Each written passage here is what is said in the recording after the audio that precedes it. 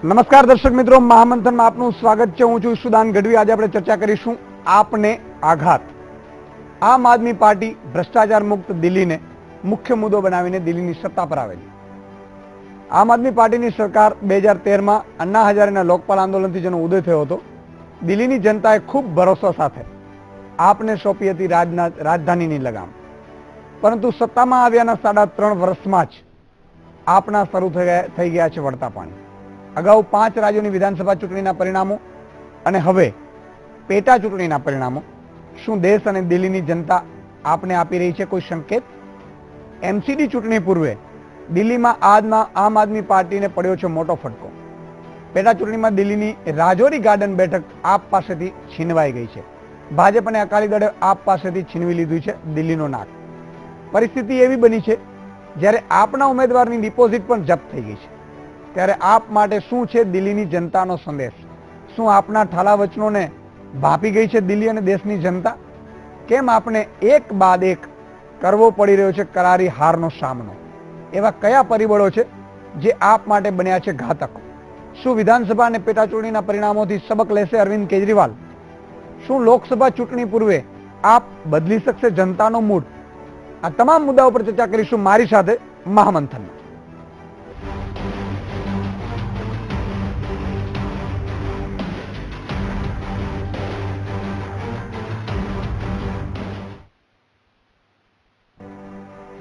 દિલ્હીમાં આપના વળતા પાણી શરૂ થયા છે। એમસીડી ચૂંટણી પૂર્વે પેટા ચૂંટણીમાં આપ માટે માઠા સમાચાર છે। ત્યારે દિલ્હીની રાજૌરી ગાર્ડન વિધાનસભા બેઠક આમ આદમી પાર્ટી પાસેથી છીનવાઈ ગઈ છે।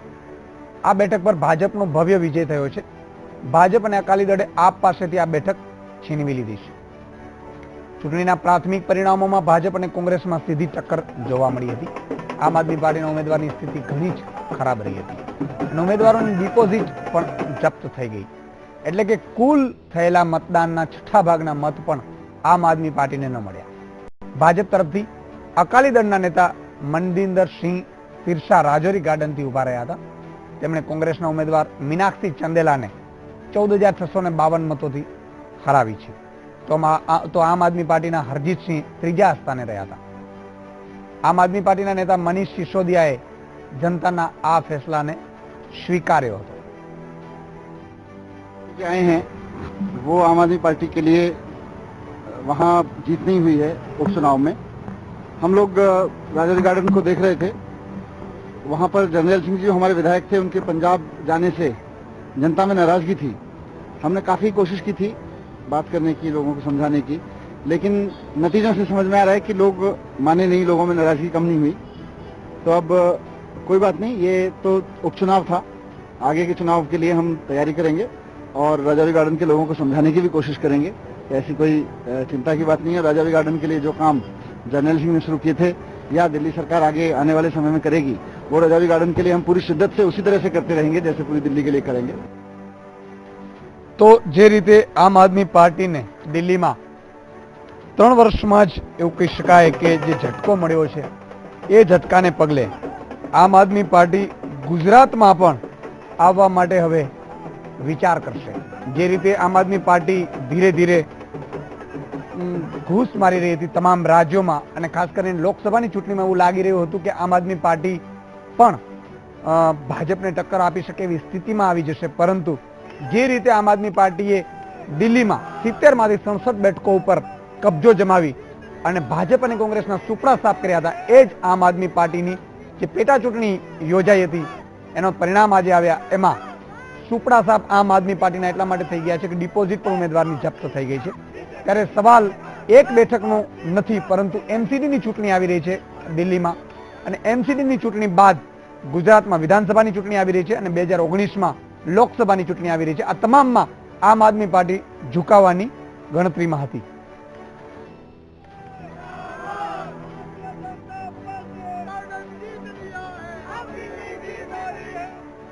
તો દર્શક મિત્રો, જે રીતે આમ આદમી પાર્ટીનો રકાસ એવું કહી શકાય કે નીકળવાની તૈયારી અને એવા સંકેત છે કે લોકો છે આમ આદમી પાર્ટીને ધીરે ધીરે ભૂલી રહ્યા છે, એ મુદ્દા ઉપર આપણે આજે મહામંથનમાં ચર્ચા કરીશું।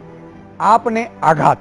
આપણી સાથે છે ઋત્વિજ પટેલ છે, ભાજપના નેતા છે, હેમાંગ વસાવડા કોંગ્રેસના નેતા જોડાયા છે, રજનીકાંતભાઈ દેસાઈ રાજકીય વિશ્લેષક અને આમ આદમી પાર્ટીના રિજાજભાઈ શેખ જોડાયા છે. ચારેયનું ખૂબ ખૂબ સ્વાગત છે મહામંથનમાં.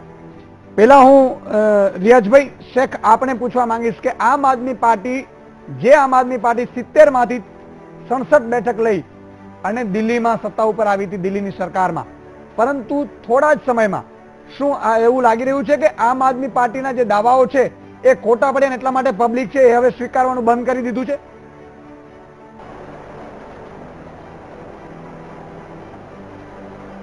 ના ના, બિલકુલ ખોટી વાત છે. આવું છે જ નથી. ભાજપ 40 વર્ષ સુધી રાજ કરીને પણ આટલી સીટો નથી લાવી જેવી આમ આદમી પાર્ટી ફક્ત ને ફક્ત 1.5 વર્ષની અંદર દિલ્હીની અંદર 67 સીટો લઈ આવ્યા હતા.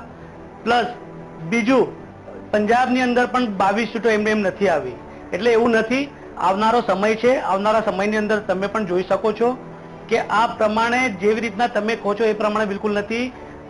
ઘણી પાર્ટીઓમાં હાર જીત થતી હોય છે, પણ એનો મતલબ એવું નથી કે પબ્લિક કે લોકો આમ આદમી પાર્ટીથી દૂર જઈ રહ્યા છે. ઓકે. જે રીતે ઋત્વિજભાઈ, જે દિલ્હીમાં એક અપેક્ષા હતી કે દિલ્હી એમસીડીની ચૂંટણીમાં પણ આમ આદમી પાર્ટી સારો દેખાવ કરશે, પરંતુ જે રીતે પેટા ચૂંટણી છે, દિલ્હીની જનતાએ જ આ પેટા ચૂંટણીમાં એવો કરારો જવાબ આપ્યો છે કે આમ આદમી પાર્ટીના ઉમેદવારની ડિપોઝિટ પણ જપ્ત થઈ ગઈ છે. એટલે શું લાગી રહ્યું છે, આમ આદમી પાર્ટીનું ધીરે ધીરે બાળમરણ તરફ આગળ વધી રહી છે? ચોક્કસ, તમે બહુ પ્રોપર શબ્દ વાપર્યો છે. બાળમરણ તરફ જ ખૂબ ઝડપથી આગળ વધી રહી છે આમ આદમી પાર્ટી. મારે કહેવું છે કે આજના જે પરિણામો આવ્યા છે પેટા ચૂંટણીના, એ દિલ્હીની પ્રજાનું મૂળ બતાવે છે. દિલ્હીની પ્રજામાં જે આમ આદમી પાર્ટી માટેનો જે આક્રોશ છે કે સત્તા પર તો બેસાડ્યા, બહુ મોટા વચનો આપ્યા અને બધા વચનોથી ક્યાંક ઇમ્પ્રેસ થઈને એ વચનો સિદ્ધ થશે એ આશા અને અપેક્ષા સાથે સત્તામાં બેસાડે, પણ ત્યારબાદ માત્ર ને માત્ર નકારાત્મકતા, પોતાની વ્યક્તિગત પ્રસિદ્ધિ હોય અથવા તો આમ આદમી પાર્ટી નું જે ભોજનનો હમણાં વિવાદ હતો. તમે જોઈ શકો છો રિયાઝભાઈ, હું બોલું છું, આપને મેં સાંભળ્યા તો જોઈ શકો છો કે દિલ્હીની અંદર જેટલા કામ કર્યા છે. રિયાઝભાઈ, મેં આપને સાંભળ્યા. રિયાઝભાઈ, આપણે વચનો તો પૂરા કર્યા છે. ડિબેટ વન બાય વન થવી જોઈએ. મારી વાત મને પૂરી કરવા દો. એટલે એ પ્રકારના જે વિવાદો આવ્યા કે વ્યક્તિગત પ્રસિદ્ધિ પાછળ પૈસાનો વ્યય હોય કે પછી ભોજનમાં વ્યય હોય, અને આવી કાયમ નકારાત્મક રાજનીતિ જે આમ આદમી પાર્ટીએ કરી, તો એનો આજે પ્રજાએ પરચો આપ્યો છે. અને બીજું મારે એ કહેવું છે કે ત્યાં દિલ્હીમાં તમે 70 માંથી 67 બેઠકો એટલે ઓલમોસ્ટ તમે જ જીત્યા હતા, ત્યારે એવી એક સ્થિતિનું નિર્માણ થાય કે વિકેટ કીપર કેચ પકડે સમાચાર ન બને, કેચ છોડે સમાચાર બને. તો આજે તમામ જગ્યાએ જે આમ આદમી પાર્ટીનો કરુણ રકાશ થયો, ડિપોઝિટ પણ ગઈ, તો એ આવનારા સમયનો પ્રજાનો મૂળ બતાવે છે કે આમ આદમી પાર્ટી આપે કહ્યું એ પ્રમાણે બાળમરણ તરફ ખૂબ મજબૂતાઈથી આગળ વધી રહી છે. સવાલ ઉભા થઈ રહ્યા છે હેમાંગભાઈ, જે રીતે તમામ જગ્યાએ ક્યાં છે? રિજાજભાઈ, હું આવું છું આપની પાસે થોડી વારમાં, પણ બીજા મહેમાનોને પણ બોલવાનો આપણે તક આપીએ. જે રીતે હેમાંગભાઈ, આમ આદમી પાર્ટીમાં અરવિંદ કેજરીવાલ જે આંદોલનથી જોડાયા હતા, એવું લાગતું હતું કે ભ્રષ્ટાચાર મુક્ત થશે શાસન, જે રીતે વાદાઓ કર્યા હતા, સરકારી બંગલામાં નહીં રહેવાના, જાહેરમાં વિધાનસભા ભરવાની, આ તમામ મુદ્દાઓ ઉપર હતું, પરંતુ દિલ્હીની જનતા શું કહેશો, ઓળખી ગઈ છે અથવા તો દિલ્હીની જનતા ભ્રમમાં આવી ગઈ હતી કે ખરેખર શું હકીકત હતી કે જેના કારણે આમ આદમી પાર્ટીના ઉમેદવારોને ડિપોઝિટ જપ્ત કરવાનો વારો આવ્યો છે?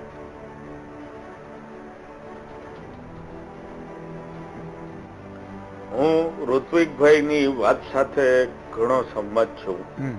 એક વેવ ઉપર આમ આદમી પાર્ટી સત્તામાં આવી અને કમનસીબે જે વેવ ઉભો થયો દિલ્હીમાં અને દેશના થોડા બીજા ભાગોમાં, એ લોકો મેનેજ કરી શક્યા નહીં.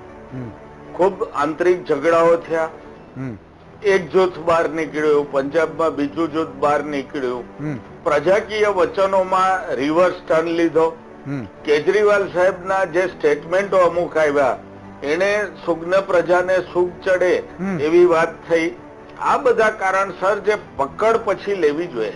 આમ આદમી પાર્ટી પાસે પ્રજાનો બેઝ હતો જ નહીં. પ્રજામાં બે પાર્ટીઓ પ્રસ્થાપિત હતી, કોંગ્રેસના વોટર્સ હતા, બીજેપીના હતા, અથવા વિરોધ પક્ષના હતા, એમ કહીએ આપણે, એમાં અકાલીને પણ લઈ લઈએ. એની સામે એને વેવ ઉભું કર્યું, લોકો એકદમ અપેક્ષાથી જોવા માંડ્યા. પછી પેલું પંચર અન્ના હજારે એ જ પાડ્યું, અને પછીના જે સિક્વન્સ બન્યા, જે આપે કીધું, બંગલામાં રહેવા ગયા, 15,000ની કે 18,000ની થાળી ખાધી. આ દરેક વસ્તુ એવી બનતી ગઈ. અને લોકોને ત્રીજું કે લેફ્ટનન્ટ જનરલ ઓફ આ દિલ્હી તમામ વસ્તુ ભલે જેણે કેન્દ્ર વાત કરી હતી આમ આદમી પાર્ટીએ, કહેવાથી પરંતુ એ વિરુદ્ધ ચાલતા પૂરી ન હોય. કરીને લોકોમાં એક છાપ હતી એ ખરેખર નેગેટિવ પડવાની શરૂ થઈ. રજનીકાંતભાઈ દેસાઈ આપણી સાથે જે રાજકીય વિશ્લેષક છે, ખૂબ અભ્યાસુ છે. રજનીકાંતભાઈ, જે રીતે આમ આદમી પાર્ટી ઉભરી રહી હતી એવું લાગતું હતું કે અન્ય રાજ્યોમાં પણ આમ આદમી પાર્ટી પોતાના સિદ્ધાંતોથી આગળ જશે, પરંતુ દિલ્હીમાં જ એમનો રકાસ નીકળી ગયો. શું કહેશો? અન્નાના આંદોલનને કારણે અને ભ્રષ્ટાચાર સામેના આંદોલનને કારણે કેજરીવાલને એક સારી તક મળી અને એમણે જે પક્ષની રચના કરી અને જે વિધાનસભામાં એમણે ભાગ લીધો તો 80માંથી 70 બેઠકો પ્રાપ્ત કરી શક્યા. એનું મુખ્ય કારણ એ હતું કે 70 બેઠક માટે એમણે અલગ મેનિફેસ્ટો તૈયાર કરેલો, મધ્યમ વર્ગ અને ગરીબ વર્ગને ધ્યાનમાં રાખીને. તો 67 બેઠક એમણે પ્રાપ્ત કરી. ત્યાર પછી કેટલાક સારા કામો પણ કર્યા, પણ કેટલાક એવા કામો કર્યા કે જેને કારણે એમની પ્રતિષ્ઠાને ભારે નુકસાન થયું. એક તો દિલ્હીમાંથી એક જૂથ અલગ થઈ ગયું, પંજાબમાંથી 5માંથી 4 પાર્લામેન્ટના સભ્યોને એમણે સસ્પેન્ડ કર્યા, પાર્ટીમાંથી કાઢી મૂક્યા. તો એની એક બહુ મોટી અસર ઊભી થઈ. અને ત્યાં સુધી કે એમણે જે દિલ્હી વિધાનસભાના સભ્યને 85,000 પગાર મળે દર મહિને, એની જગ્યાએ ઠરાવ કરીને 2,10,000 રૂપિયા પગારનો એક બિલ એમણે પાસ કરાવ્યું. તો એની પણ એક બહુ મોટી ખરાબ ઊભી થઈ અસર. અને બંધારણને ધ્યાનમાં રાખીને વર્તવું જોઈએ, બોલવું જોઈએ, એ બોલ્યા નહીં. અને ત્યાં સુધી કે જ્યારે રાષ્ટ્રપતિજીને પ્રથમ વખતે મળવા માટે ગયા ત્યારે રાષ્ટ્રપતિજી એમને બંધારણનું ભેટ આપી, પુસ્તક એટલા માટે આપી કે એક ઈશારો હતો કે આ બંધારણ છે, એનો અભ્યાસ કરો, પછી તમે પાલન કરવું જોઈએ, એનું પાલન કરવું જોઈએ. એ એમણે ન કર્યું અને સીધું પરિણામ તમે જોઈ રહ્યા છો. અત્યારે હું તો જોઈ રહ્યો છું કે આમ આદમી પાર્ટી જે રીતે એના નેતા વર્તી રહ્યા છે, હું કાર્યકર્તા ગુજરાતમાં એના કાર્યકર્તાઓ ખરેખર સારું કામ કરી રહ્યા હતા, પરંતુ જે નેતાગીરી છે એ જે બેફામ રીતે જે બોલે છે એને પરિણામે એ પાર્ટી દિલ્હીમાં એક તમને તક મળી હતી તમારી પાર્ટીને, એવું લાગી રહ્યું હતું જે નોન કરપ્ટેડ પાર્ટી છે સાદાઈથી રહેશે, વીવીઆઈપી કલ્ચર ખત્મ કરી દેશે, એટલું જ નહીં પગાર ઓછા લેશે, વિદેશ ખર્ચા છે એ બહુ નહીં કરે, પરંતુ તમે આ તમામ જે દાવાઓ અને વાદાઓ કર્યા હતા એ તમામ તોડી દીધા. અને એના કારણે આમ આદમી પાર્ટીને દિલ્હીની જનતા જો જોઈ ગઈ હોય, જો એ જાણી ગઈ હોય, તો બીજા રાજ્યોનો તો સવાલ જ ક્યાં છે? શું કહેશો રિજાજભાઈ?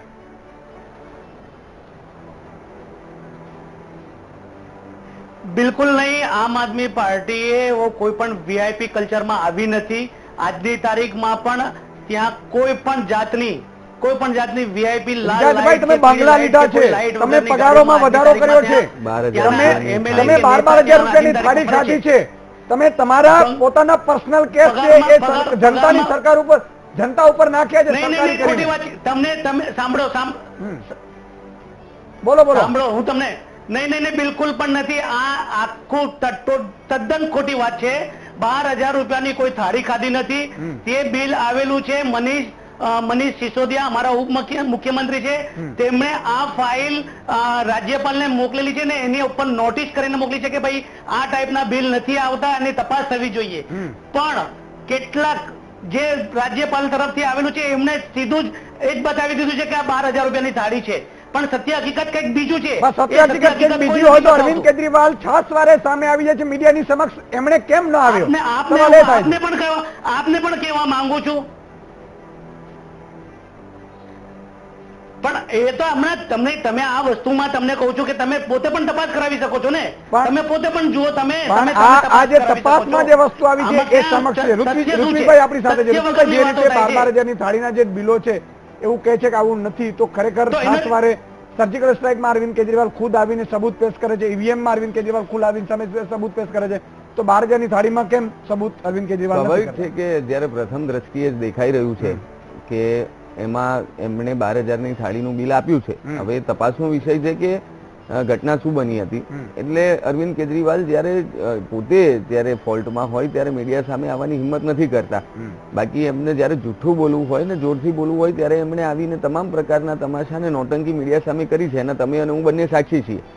પરંતુ આ વખતે જયારે એમસીડીમાં હું આજે પણ કહું છું કે આજે જયારે આ પેટા ચૂંટણીમાં જયારે એમનો કરુણ પ્રકાશ થયો અને જ્યારે દિલ્હીની પ્રજાનો મૂળ જ્યારે પારખી ગયા અને આપણને પણ એના દર્શન થયા કે આગામી સમયમાં ભારતીય જનતા પાર્ટીનો ત્યાં જ્વલંત વિજય થવાનો છે, ત્યારે આજે પણ પોતે મીડિયાની સામે નહીં આવતા એમને એમના નાયબ મુખ્યમંત્રી શ્રી મનીષ સિસોદિયાને મોકલ્યા અને એમણે પણ એક નાના છોકરા જે પ્રકારેનું કારણ આપે એ પ્રકારેનું કારણ આપ્યું, પણ હાર ન સ્વીકારી કે જનતા તમારા ઠાલા વચનોથી હવે ત્રસ્ત થઈ ગઈ છે અને જનતાએ ખૂબ સારી પેઠે જાણી ગઈ છે કે માત્ર ખોટા વચનો અને ઠાલા વચનો આપ્યા હતા અને સાચો વિકાસ જો કંઈ થતો હોય તો ભારતીય જનતા પાર્ટીના નેતૃત્વમાં થયો. બિલકુલ બિલકુલ. જે રીતે દિલ્હીનો જે પેટા ચૂંટણીનું પરિણામ આવ્યું છે, જે એમસીની ચૂંટણી બાકી છે, કારણ કે ટ્રેલર હતો, હજી પિક્ચર અભી બાકી છે. દર્શક મિત્રો, આપણે નાનકડા વિરામ નો સમય થયો છે, વિરામ લેશું, પરંતુ વિરામ બાદ આ તમામ મુદ્દાઓ ઉપર જશું કે ખરેખર જો આમ આદમી પાર્ટી એમસીડીમાં પણ જો ખરાબ પ્રદર્શન કરે તો બીજા રાજ્યોમાં, એટલે ખાસ કરીને ગુજરાતની ચૂંટણીમાં જે ઝંપલાવવાનું છે એ મુદ્દે પણ શું સવાલ ઉપસ્થિત થાય છે, એ તમામ મુદ્દા પર ચર્ચા કરીશું નાનકડા વિરામ બાદ. વિરામ બાદ દર્શક મિત્રો ફરીથી આપનું સ્વાગત છે. આપણે ચર્ચા કરી રહ્યા છીએ મહામંથનમાં આપને આઘાત. રજનીકાંતભાઈ દેસાઈ આપણી સાથે છે. રજનીકાંતભાઈ, જે રીતે આપની જે પરિસ્થિતિ થઈ એના કયા કારણો છે, શું છે અને આના આગામી જે પરિણામો છે એ કેવા હશે?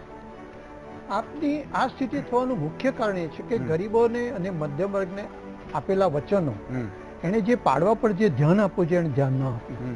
અને મુખ્યપ્રધાન તરીકે જ્યારે અરવિંદ કેજરીવાલની પસંદગી થઈ ત્યારે સૌથી પ્રથમ એમની જવાબદારી કોઈ પણ ખાતું લેવું જોઈએ, એમણે એક પણ ખાતું પોતાની પાસે ન રાખ્યું અને ડેપ્યુટી ચીફ મિનિસ્ટર તરીકે સિસોદિયાને મૂક્યા અને બધી જવાબદારી એમના પર છોડી દીધી.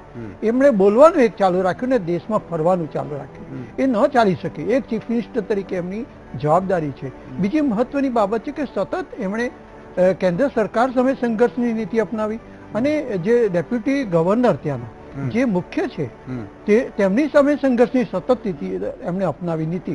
મુખ્ય તો બાબત એક એમણે સમજવી જોઈએ કે દિલ્હી એ સંપૂર્ણ રાજ્ય કક્ષાનું નથી. બિલકુલ. એમની સત્તા માત્ર એક એમ કહી શકે મ્યુનિસિપલ કોર્પોરેશન જેટલી જ છે એની પાસે, એક સીમિત છે. એ ધ્યાનમાં રાખીને એમણે વર્તવાની જરૂર છે.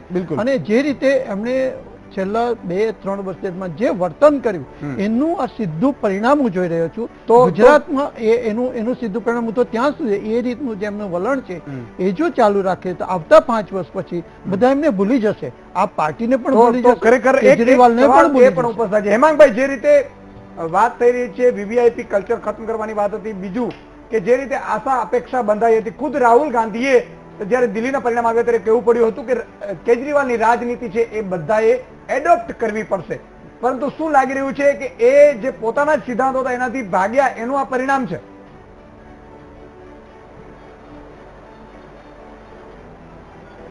ચોક્કસપણે સિદ્ધાંત નેવે મૂકીને જે તડાપીટ પાર્ટીની અંદર થઈ એમાં એ લોકો પ્રજાને જે વચનો આપ્યા છે એ ભૂલી ગયા. જે કાંઈ નાના માણસો, રિક્ષા ડ્રાઈવરો, બસ ડ્રાઈવરો, ઝુગ્ગી ઝોપડી વાળા જે બધા ઘણી અપેક્ષા લઈને આવ્યા હતા એ એક પણ પૂરી ન થઈ. બીજો સમાજનો વર્ગ જે ભ્રષ્ટાચાર નહીં થાય એવું માનતો હતો એ પણ નારાજ થયો કે આ તો એનું એ છે. અને બેઝિક મેં જેમ આપને કીધું એમ એની પાસે વોટ બેંક હતી જ નહીં, એના ફોલોઅર્સ નતા, એટલે જે બીજી જગ્યાએથી એના પ્રત્યે આવ્યા હતા એ બધા ભાગી ગયા.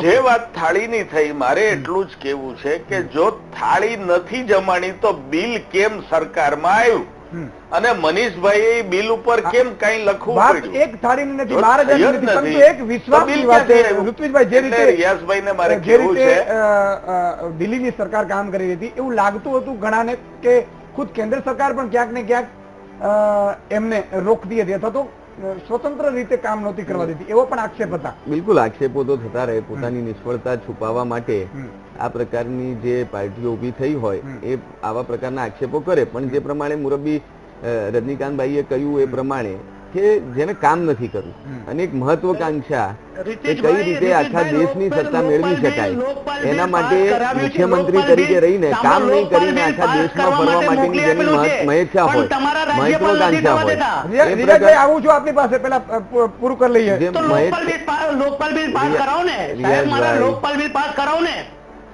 સારું, જેની મહેચ્છા હોય, જેની મહત્વકાંક્ષા હોય આખા દેશમાં ફરીને, અને જે પોતાના કામથી કે જેના માટે પ્રજાએ તમને મૂક્યા છે પોતાના કામથી જે ભાગે અને જેને કામ નથી કરવું, ખાલી નકારાત્મક રાજનીતિ કરવી છે, નેગેટિવ રાજનીતિ કરવી છે, તો પ્રજાએ એને જાકારો આપ્યો.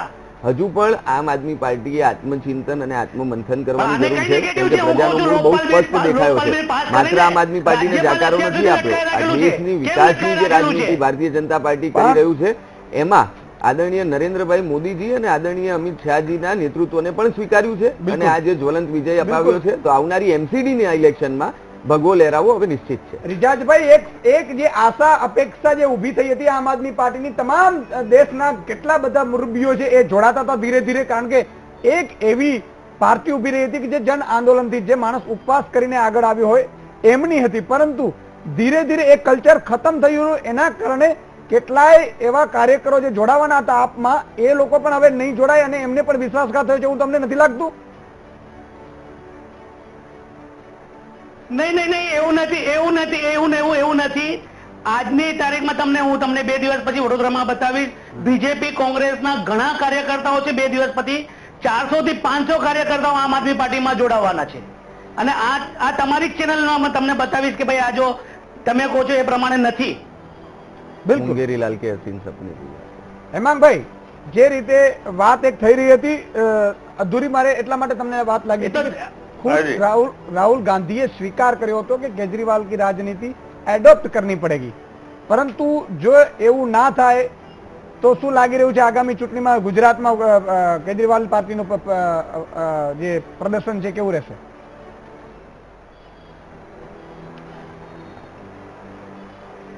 ઈશુદાનભાઈ, એમને 182 ઉમેદવાર મળવાના નથી. માથાનું નથી કેતો, ઉમેદવારનું કહું છું. તક સાધુ લોકો કોંગ્રેસ અને બીજેપી માં જગ્યા ના મળે એટલે આપમાં જાય ચૂંટણી લડે, બાકી એને ઉમેદવાર મળવાના નથી. અને કોઈ પણ જગ્યાએ આમ આદમી પાર્ટી જીતવાની નથી ગુજરાતમાં. આ વાત દિવાલ ઉપર લખાયેલી છે. ઓકે રજનીકાંતભાઈ, જે રીતે સમગ્ર મામલો હતો એ સમગ્ર મામલામાં એવું લાગી રહ્યું હતું કે આમ આદમી પાર્ટી છે પંજાબમાં સરકાર બનાવશે, ગોવામાં બનાવશે, પરંતુ એ 2 જગ્યાએ સરકાર ન બની. તો એક વસ્તુ સારી થઈ કે 22 જેટલી પંજાબમાં બેઠકો લાવી અને ગુજરાતમાં પણ એક વેવ હતો. શું થશે ગુજરાતની આગામી ચૂંટણી? આગામી વિધાનસભાની ચૂંટણીમાં આમ આદમી પાર્ટી 182 ઉમેદવાર તો ઉભા રાખી શકશે, કારણ કે એક કાર્યકર્તાઓ સારા પ્રમાણમાં એમના જોડાયેલા છે, કાર્યકર્તાઓ સારા છે એકંદરે. પરંતુ એમાંથી હું નથી માનતો કે 3 થી 3.5% એથી વધારે વોટ નહીં મળે અને 2-3 કોઈ સારા કાર્યકર્તા જીતીને નીકળી શકે 2-3 સીટ, એથી વધારે હું એનું ભવિષ્ય જોતો નથી. સૌથી મોટી તકલીફ એની છે કે જ્યારે એણે દિલ્હીમાં ચૂંટણી લડ્યા અને જે એમણે મેનિફેસ્ટો બહુ સરસ તૈયાર કર્યો, તે દિવસો દરમિયાન હું દિલ્હીમાં હતો અને 70 બેઠકોનો અલગ અલગ મેનિફેસ્ટો તૈયાર કરેલો. એના પર જો એમણે ધ્યાન આપ્યું હોત અરવિંદભાઈએ, તો ખરેખર એટલું સુંદર એ કામ થઈ શક્યું હોત ને આખા દેશ અને દુનિયામાં બહુ મોટી એની અસર ઊભી થઈ શકે. પણ જે ધ્યાન રાખવું જોઈએ એમણે રાખ્યું નહીં અને એનું પરિણામ આવું જોઈ રહ્યો છું. ઋતુભાઈ, જે રીતે મેનિફેસ્ટો આમ આદમી પાર્ટીએ કર્યો હતો, ખરેખર આમ આદમી પાર્ટીનો જે લાસ્ટ બજેટ જે એમણે કર્યું એમાં ક્યાંક એવું લાગતું હતું કે થોડે અંશે પણ જનતાનો ભલું કરે એવા નિર્ણયો કેટલાક હતા, એ વસ્તુ માનવી પડે, કારણ કે મેં પણ અભ્યાસ કર્યો હતો. એટલે મેનિફેસ્ટો હોય કે બજેટ હોય, એક સારું પ્રજાલક્ષી બજેટ લોકપ્રિય બનાવવું અલગ વાત હોય છે ને એનો અસરકારક અમલ કરવો અલગ વાત હોય છે. જેમ કે ગુજરાતમાં કહીએ તો ગુજરાતમાં જે બજેટ થયું તો એનો અસરકારક અમલ પણ થઈ રહ્યો છે. ત્યારે આ 1+1=2 ક્યારે થઈ શકે કે તમે પ્રજાલક્ષી બજેટ અથવા તો મેનિફેસ્ટો બનાવો અને એનો એક અસરકારક અમલ કરો. એ બંને વિષય થાય ત્યારે 1+1=2, અથવા તો હું તો એમ કહું છું કે જે પ્રમાણે ગુજરાતમાં પરિસ્થિતિ છે 1+1=11 ની પરિસ્થિતિ છે. પરંતુ અહીંયા તો માત્ર ને માત્ર એક મેં કીધું એ પ્રમાણે મુંગેરીલાલ કે હસીન સપને અને ઓલું હથેળીમાં ચાંદ બતાવીને દિલ્હીની પ્રજાને છેતર્યા અને ત્યારબાદ ગોવામાં પણ સરકાર બનશે. ગોવામાં સરકાર ન બની, પરિણામના દિવસે આદરણીય મુખ્યમંત્રી શ્રી અરવિંદ કેજરીવાલના નિવાસસ્થાન ઉપર ખૂબ મોટો જશ્નનો માહોલ સર્જાઈ ગયો. એ પરિસ્થિતિ, ઉત્સવ મનાવવાની પરિસ્થિતિમાં રહ્યા નહીં, કોઈ ફરક્યું નહીં. અને ગુજરાતમાં આદરણીય રજનીભાઈ તો વડીલ છે એટલે થોડી 2-3 સીટો આપે, કેમ કે એમને કોઈને નારાજ ન કરવા હોય. પણ હું તમને ખૂબ મક્કમતાથી આપના ચેનલના માધ્યમથી કહું છું કે 182 બેઠકો ઉપર ડિપોઝિટ જપ્ત થશે અને એમસીડીના ઇલેક્શનમાં ભગવો લહેરાવાનો છે એ પણ નિશ્ચિત છે. બિલકુલ બિલકુલ. સમયનો અભાવ છે એટલે અહીંયા આપણે મહામંથનમાં ચર્ચાને રોકવી પડશે. ઋત્વિજભાઈ, હેમાંગભાઈ, રિજાજભાઈ અને રજનીકાંતભાઈ ચારેનો ખૂબ ખૂબ આભાર. દર્શક મિત્રો, જે રીતે આમ આદમી પાર્ટીનો ઉદય થયો હતો એવું લાગતું હતું કે ક્યાંક એ પાર્ટી વિકલ્પ બનશે કોંગ્રેસનું.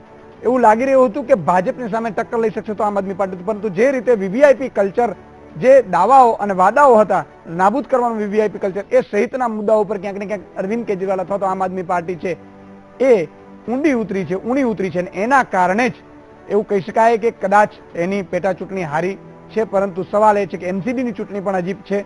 જો એનસીડીમાં પણ કેવો પ્રયાસ અથવા તો પ્રદર્શન રહે છે એ જોવાનું રહ્યું. એના ઉપરથી આગામી ગુજરાતની વિધાનસભાની ચૂંટણીનો પણ નિર્ધાર અથવા તો નિર્ભર છે. આજે ડિસ્કશનમાં આટલું જ. આવતીકાલે ફરીથી નવા વિષય, નવા મહેમાનો સાથે મળીશું. ત્યાં સુધી તમે જોતા રહો વીટીવી ન્યૂઝ. મને રજા આપો. નમસ્કાર.